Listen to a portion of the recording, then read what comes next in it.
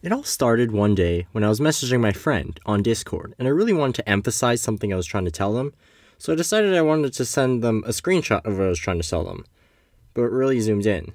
Kind of like one of those deep-fried image memes you see, because I'm edgy. But my brain is too small to do it the proper way, so I always just go into Microsoft Paint and, But every time I tried to enlarge text, there'd always be these weird color artifacts on the sides of the letters. Where did the color come from? Is my computer a potato? Was it aliens? And it turns out it's all thanks to a text processing technique called subpixel rendering. Wow. But what exactly is subpixel rendering? Okay. Let's start by imagining a 10 by 10 grid of squares. Each square represents a pixel, which can be any color in the rainbow, and your goal is using the properties of these squares to make the best possible circle on the canvas. Kind of like this one, but you can only do it with the squares. How would you do it? Most people's first intuition would just to be essentially going all pixel art on it, and dot in black squares where necessary, leaving all the other squares white, like so. And you know what? Doing it this way actually kind of makes it look like a circle. But it doesn't take a genius to see that it's really jagged, like on the corners over here. I mean, straight, vertical, or horizontal lines would have no problem on this grid, but angled and curved lines struggle to get nice results. I guess angled and curved lines just don't get the same amount of love. Okay, big idea. Maybe if we had more pixels to work with, we'd have a nicer looking circle. See? That's why when you buy higher resolution screens, or look at higher resolution photos, or press this YouTube gear button and press the highest number, you generally get a clearer, crisper image. But let's say we only have this 10 by 10 grid to work with. And I think for the few pixels we have, this is pretty good. But the real question is, can we do better? Yeah, we can. With the power of anti-aliasing. Wow. But what is anti-aliasing? Can I eat it? Anti-aliasing, in essence, is the technique of using midtones of color to minimize the jaggedness of an image. Okay, take our original pixel art circle, for example. Here it is without anti-aliasing, and here it is with anti-aliasing. Yeah? See how the edges are less jagged? It's because some of the squares are colors in between black and white, allowing for more flexibility when showing angled lines or curves. See? Now this has to be the best we can do, right? But can we do even better than this? Yeah, we can, but also technically no, either. Let me explain. You see, the thing about this grid is that we defined it as being made up of squares that can each be any color we wanted, right? And so it must be the same type of deal with the screen, because the pixels on your screen are just a large grid of squares, right? Ha! Wrong! Conceptually, everyone wants to think of pixels as a grid of squares because that's how they're designed to work. But have you ever wondered what wizardry allows the color coming out of the pixel to be exactly the right color you want? To answer this, we have to stop thinking about the pixel as a light-up square and see it like what it actually is under the hood. And ta-da! Each pixel looks like this. It's not one square-shaped light that can change any color at once. It's actually 3 colored lights that together trick our brain into seeing any color. Red, green, and blue rectangles, or RGB to be more specific.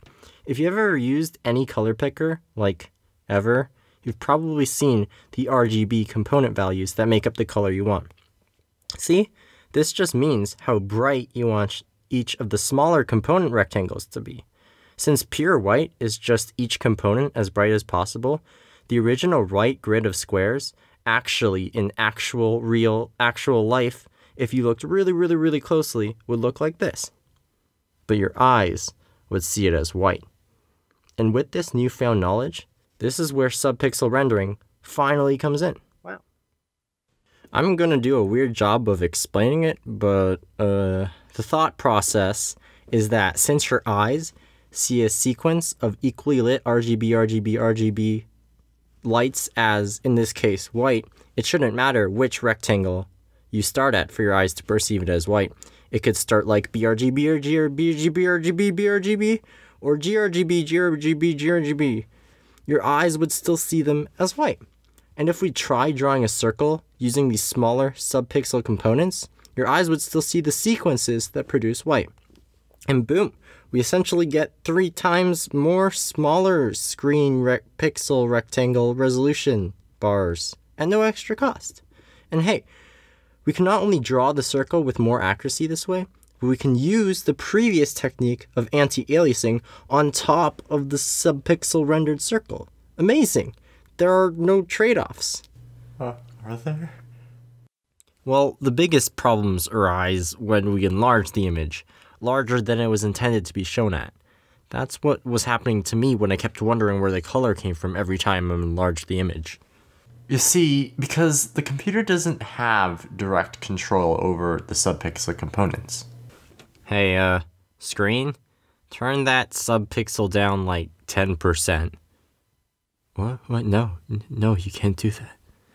What the computer actually is doing to get this pattern, even though your computer knows it doesn't want you to see color, it tells the screen to show a color. So when you take a set of pixels designed to be shown at the pixel scale and just blow it up, you start to see these colors that you weren't supposed to see.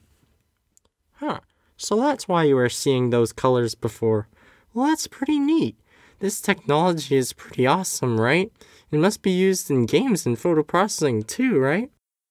Well, as great as subpixel rendering is, it only really works best with text and black and white stuff and everything in between, which is why it's so popular with processing text. So it isn't really used much in games or photo processing, but it does help computers to be able to make clear lettering. And other big benefits of subpixel rendering are in italicizing and kerning. With our previous knowledge of how well grids display angled lines, having that extra subpixel clarity is super important for italicizing, which literally is just slanted letters. And kerning is the spacing between the letters. With subpixel rendering, we're allowed to gain more and finer control of this space. Let's say we want the space between these 2 lines to be like, I don't know, 1.4 pixels apart. If we only had pixels to work with, the closest we'd get is 1 pixel apart, which is pretty bad, but having the extra components to work with would allow us to be able to get a whopping 1.33333 pixels apart, which is far closer to what we wanted. Subpixel rendering is like the best thing that's ever happened to like words ever. Oh, and also, have you ever just been on like YouTube or some random Discord server and see those really long emoji words with the moon emojis? Yeah, these ones. Take a closer look at them. Whoever makes them, to get more detail with a limited amount of emojis, must use sub-emoji rendering. And if you want to generate your own moon text, I found a website called sukimoji.com. If anyone watching this video wants to go check it out, I'll also link it in the description. With all these cool things our computers do under the hood, I'm surprised not more people know about a lot of the super interesting things that the devices do to give people the amazing experience that it does. Awesome things like subpixel rendering. This is my first actual YouTube video, so I'll probably be making more informational / entertaining videos in the future about cool things that interest me, and hopefully are interesting to other people as well. So if you thought this video on subpixel rendering was cool, or you thought I was cool, be sure to subscribe for more from me in the future. Okay, bye.